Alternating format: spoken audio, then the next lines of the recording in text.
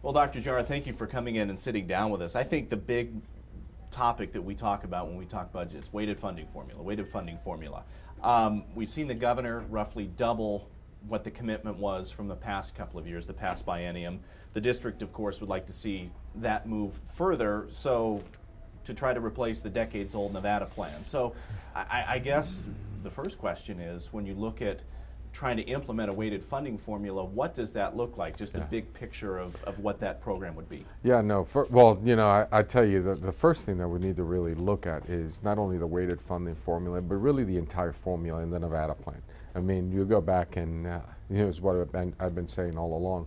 We're educating children in 2019 in a formula that was created in 1967. Our kids have changed. Right, education has changed, and I think the Nevada plan is something that, to me, it's the core issue that needs to be addressed. I appreciate the previous, you know, multiple years of legislature and the governors, you know, really trying to put money into education, and what has happened in categoricals has really put into a little bit of tying school districts to certain programs and certain things. I get and I understand the reason behind it, but I think, to me, this legislative session, my priority is really, as a school system, is to address the Nevada plan, because I think it's not only the weights, and I'll talk to you a little bit about the weights, but also really the base funding.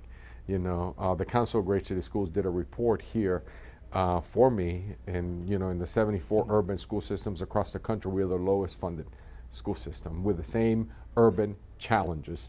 Right, so it's something that the base needs to be addressed. So then we can then start adding weights, because one of my concerns, if we start putting weights in first, that's going to dilute, right? If it's going to dilute from the base from other areas. So I think the first order of business within this Nevada plan is to really look at the base funding formula, transparency also, so we can understand how the money is getting to, because there's a perception that money is coming to schools and following the students, and that's really not something that's happening right now.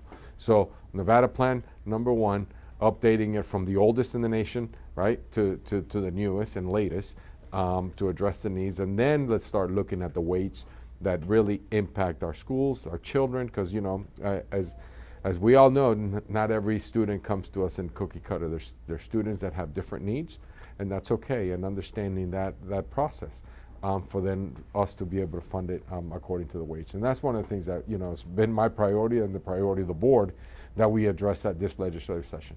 We'll come back to some of those weights, but you brought up categoricals, and the legislature has pointed to, well, we have given some modest increases, but they've been categorical funds mostly. We've also seen your predecessor talked about unfunded mandates that came down as well.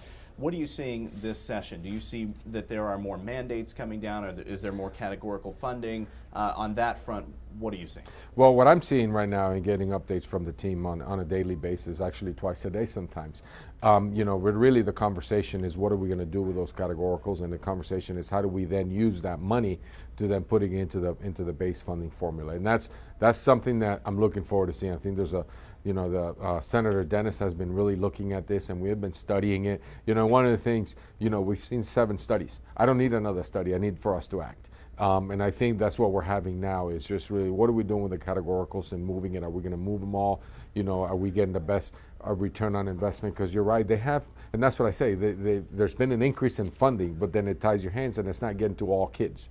You know, as a superintendent, give us the money, and then you know, the community will hold me accountable, and so will my board. I'll hold myself accountable and make sure that it gets to the students. And really, CCA is you know, I was up in Carson City a couple of weeks ago, and you know, because the perception is that, well, maybe if it goes into the base funding formula, then it can be used for you know, collective bargaining and settling contracts.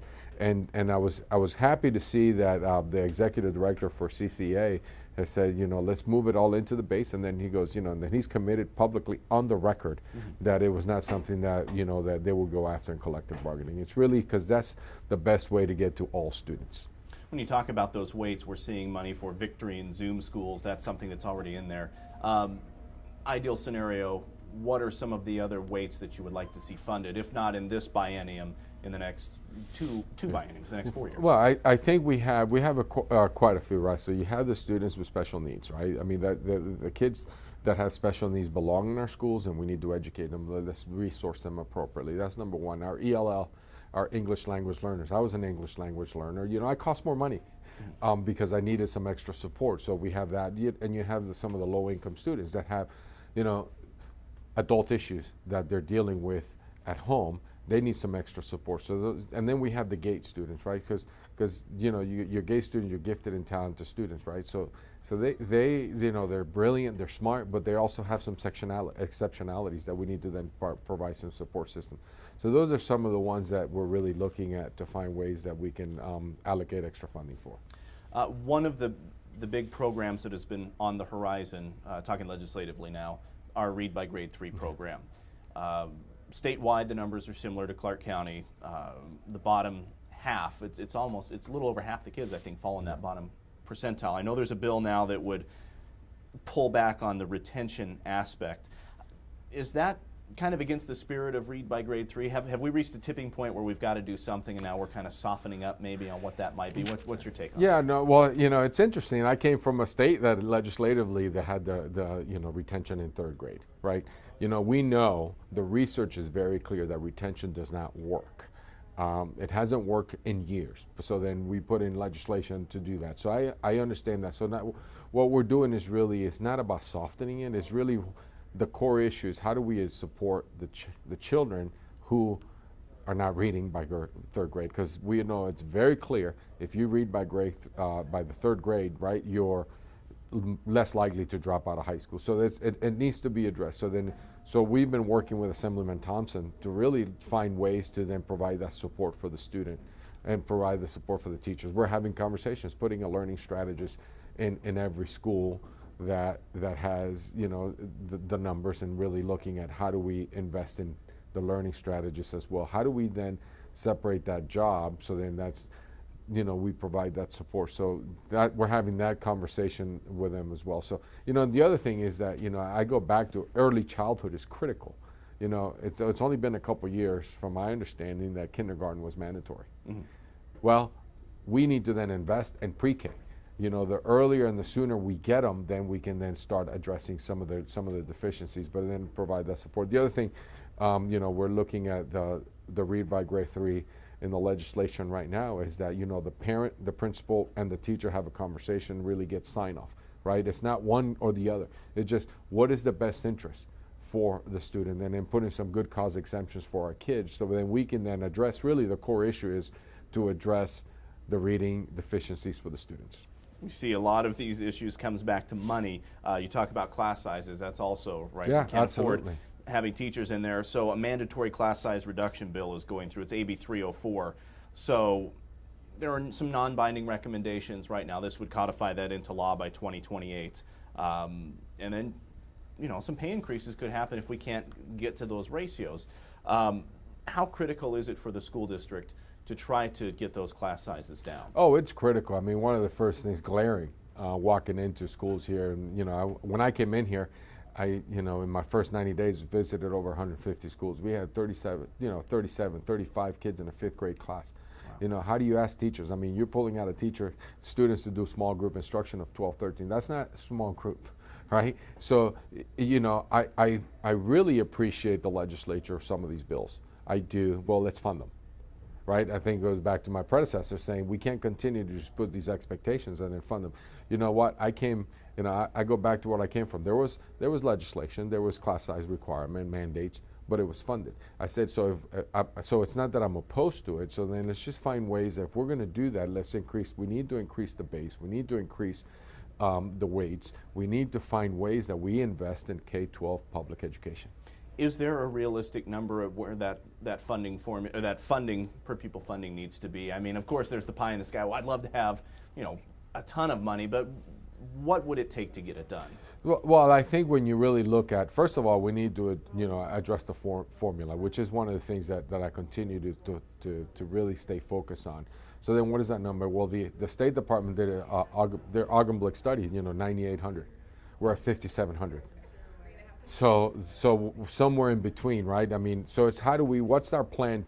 what is our plan as a state to get to that 9,800? You know, I was this weekend. I was at the Council of Great City Schools. I was meeting with my colleagues, and you know, in Washington, really looking at what's coming down the pike. I sit with the state superintendent, the superintendent from Boston Public Schools, and he says, you know, he gets 23,000 per student.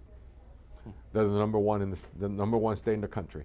Boston Public Schools at 23,000 per child. We're at 5,700. Wow. What was it in Florida? 70. It was 7,800. Okay, so that was more in that middle ground then of Correct. what would be realistic here. Yeah, yeah. One other bill I'd like to ask about, and again, this could have some upfront costs, the idea of potentially cameras in special needs classrooms. There's a bill that would do that, SB 109 as well.